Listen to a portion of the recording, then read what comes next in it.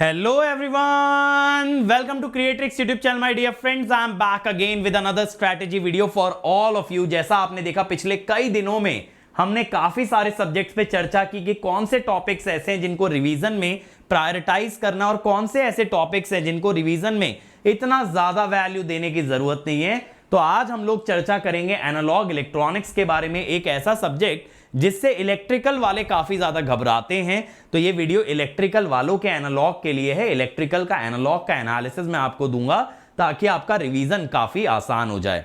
But इससे पहले मैं आगे बढ़ूं, मैं बता दूं बेटा, वीडियो अच्छा लगता है तो लाइक करके जाइएगा, शेयर कीजिएगा अपने सभी ग्रुप्स के अंदर और ज्यादा से ज्यादा आप लोग अपना फीडबैक छोड़िएगा कमेंट्स के अंदर और मुझे बताइएगा if you need any more help from my side so that I can plan accordingly.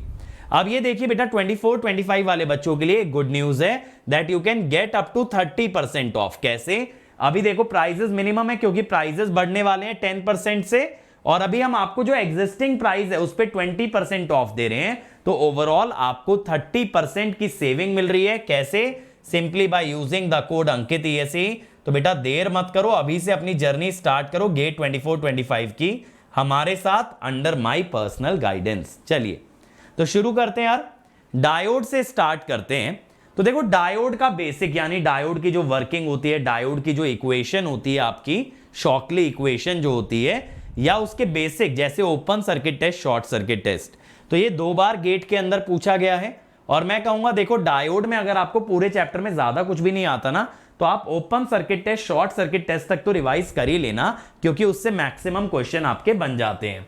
Rectifier circuit, क्योंकि रेक्टिफायर आप पावर इलेक्ट्रॉनिक्स में पढ़ चुके होते हो तो आप इसको स्किप भी कर सकते हो।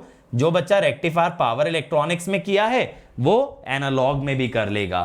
फिल्टर सर्किट, फिल्टर सर्किट में बच्चों आप सिर्फ कैपेसिटिव फिल्टर कर लीजिए, इससे ज्यादा आपको कुछ करने की जरूरत नहीं है। और इसको भी जो है ना नेटवर्क एनालिसिस के माध्यम से ट्राई कीजिए, ठीक है? नेटवर्क एनालिसिस से करोगे इजी रहेगा। वोल्टेज रेगुलेटर जीनर डायोड वाला एक स्टैंडर्ड सर्किट है, इसको भी आप बेसिक लेवल पे कर लीजिए। फिर वेव शेपिंग सर्किट यानी क्लिपर, क्लैंपर और मल्टीप्लायर, देखो इसके बारे में नहीं पूछा गया है पिछले कुछ सालों में, तो आप इसको जो है ना छोड़ भी सकते हो, कोई दिक्कत नहीं है। अगर आपको open circuit test, short circuit test आता है, अगर वर्स्ट केस में क्लिपर से रिलेटेड क्वेश्चन आ गया तो वो ओसी टेस्ट, एससी टेस्ट से बन जाएगा। तो आप ना फोकस किस पे करो? ओसी टेस्ट, एससी टेस्ट पे करो, कैपेसिटिव फिल्टर कवर कर लो और voltage regulator. Voltage regulator important topic है क्योंकि इस टाइप का क्वेश्चन और कहीं नहीं बनता, सिर्फ एनालॉग में ही बनता है। तो जीनर डायोड का आइडिया होना चाहिए, ठीक है?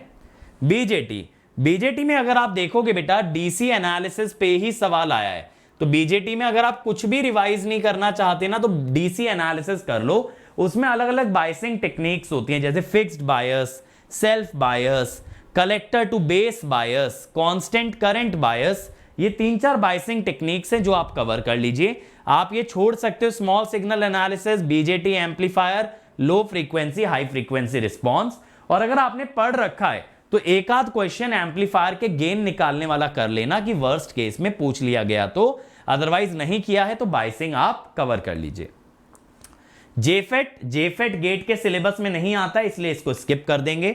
मॉसफेट, मॉसफेट में भी देखो डीसी एनालिसिस पे सवाल पूछा गया है तो आप डीसी एनालिसिस अच्छे से कर लो।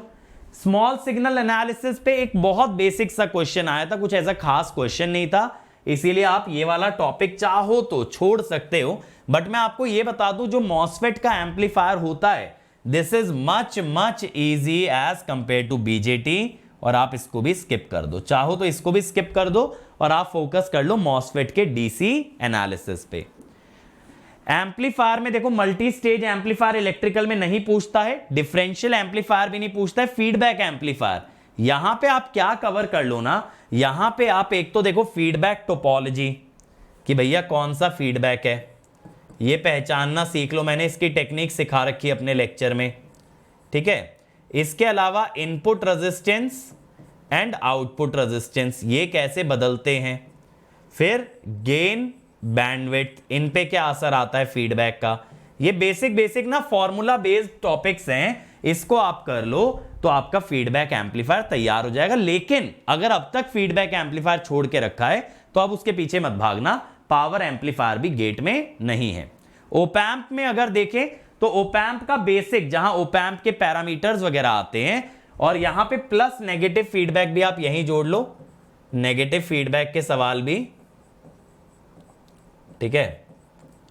तो ये आपका 7 नंबर का आया है अब तक, ठीक है, तो काफी इंपॉर्टेंट है आपके लिए। और पॉजिटिव फीडबैक के अंदर श्मिट ट्रिगर और मल्टी वाइब्रेटर आता है, ये एक बार पूछा गया है।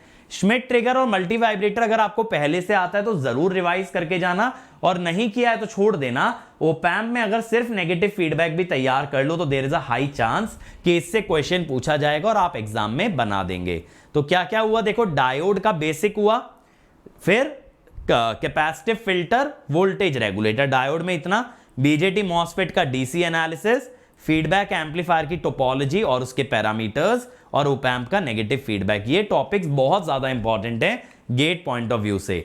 ऑसिलेटर अगर देखोगे, साइनोसॉइडल ऑसिलेटर माने हार्टले, कोलपिट, इस पे ज्यादा सवाल नहीं आता, 555 टाइमर पे भी नहीं आता। तो अगर आपका तैयार है तो इनके फॉर्मूले रिवाइज कर लेना, 555 टाइमर के भी आस्टेबल मोनोस्टेबल का फॉर्मूला रट लेना, अदरवाइज आप इस टॉपिक को स्किप भी कर सकते हो। This is not very very important, ठीक है। तो मुझे लगता है कि अब आप लोगों का रिवीजन जो है ना एकदम स्ट्रीमलाइन हो जाएगा, आपको पता है क्या क्या चीजें रिवाइज करनी है, अकॉर्डिंगली आप रिवाइज करें, ठीक है भाई।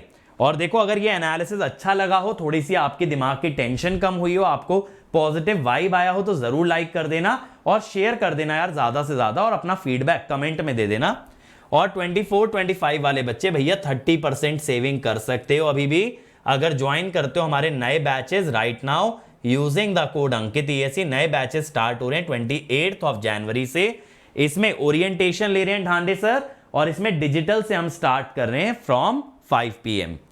और आपका last all India mock test है 29 को, इस संडे को, तो इसको जरूर दीजिएगा ताकि अपनी तैयारी का एक फाइनल माइलस्टोन आप अचीव करें, and then you can focus majorly on revision, ठीक है।